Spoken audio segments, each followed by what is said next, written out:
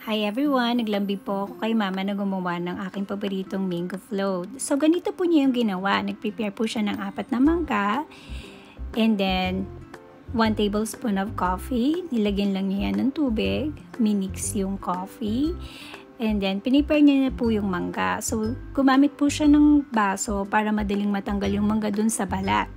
Pati po yung gilid, tinanggal din po niya para wala po talagang sayang. Then, hiniwa-hiwa niya na po yung mangga para mamaya maganda po yun dun sa ating lalagyanan. Sa pag-prepare naman po ng cream sauce, so gumamit lang po siya ng yogurt, 2 can ng Nestle cream, and then 1 can ng condensed milk. Ay, by the way, binawasan niya po yan kasi sabi ko diet ako, so konting bawas lang.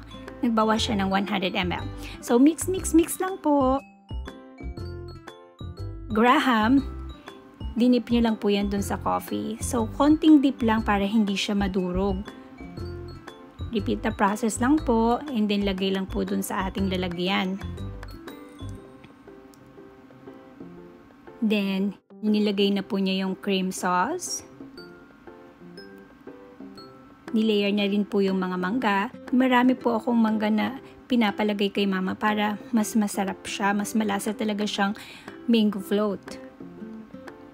And then repeat the process lang po.